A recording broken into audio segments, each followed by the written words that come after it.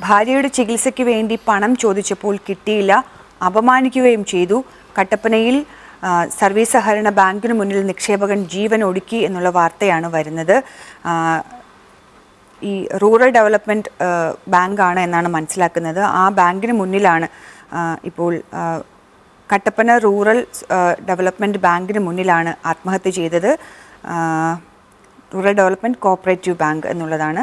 അപ്പോൾ ആ ബാങ്കിന് മുന്നിലാണ് ആത്മഹത്യ ചെയ്തത് സാബു എന്ന വ്യക്തിയാണ്.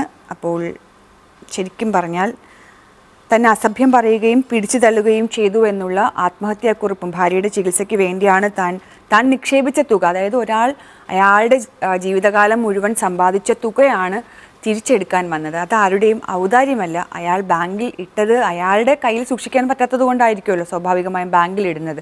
അപ്പോൾ അതിന് ചെറിയ പലിശയൊക്കെ കിട്ടും. ആ പലിശയിലൊക്കെ ആയിരിക്കും ഈ മനുഷ്യരുടെ ജീവിതം മുന്നോട്ട് പോവുക. അപ്പോൾ അത്ര സാബു എന്നാണ് കേട്ടോ പേര്. അദ്ദേഹം ബാങ്കിൽ എത്തി ഇന്നലെ തൻ്റെ ഭാര്യയുടെ ചികിത്സയ്ക്കാണെന്ന് പറഞ്ഞിട്ടും കൊടുത്തില്ല. അതായത് നമ്മൾ ലോൺ എടുക്കാൻ പോയതുമല്ല, നമ്മൾ നിക്ഷേപിച്ച തുകയിൽ നിന്ന് തിരിച്ച് പണം എടുക്കാൻ പോയതാണ്. അത് അനുവദിച്ചില്ല എന്നുള്ളതാണ്. അദ്ദേഹം ആത്മഹത്യാക്കുറിപ്പ് എഴുതി വച്ച ശേഷമാണ് ആത്മഹത്യ ചെയ്തത്. ബാങ്കിന് മുന്നിലാണ് ആത്മഹത്യ ചെയ്തത്.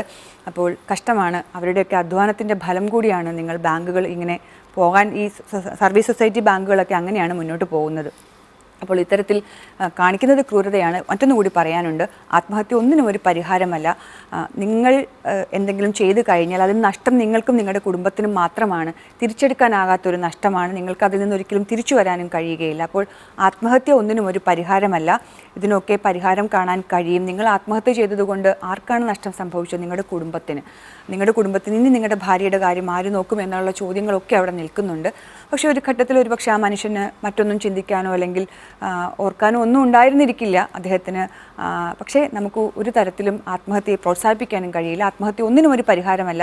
നിങ്ങൾക്ക് ആവശ്യമുണ്ടെങ്കിൽ പരാതികൾക്ക് പരിഹാരം കാണാനുള്ള ആളുകളുമായി ബന്ധപ്പെടുക, അല്ലെങ്കിൽ സമരം ചെയ്യുക, ഇങ്ങനെയൊക്കെയുള്ള മാർഗ്ഗങ്ങളുണ്ട്. അപ്പോൾ ആത്മഹത്യ ഒരു മാർഗ്ഗമായി സ്വീകരിക്കരുത്. അതൊരു അപേക്ഷ കൂടിയാണ്.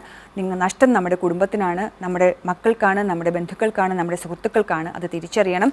അപ്പോൾ ബാങ്കുകാരുടെ ഇത്തരത്തിലുള്ള മനോഭാവത്തിലും മാറ്റം വരേണ്ടതുണ്ട്. അത് മാറ്റം വരട്ടെ.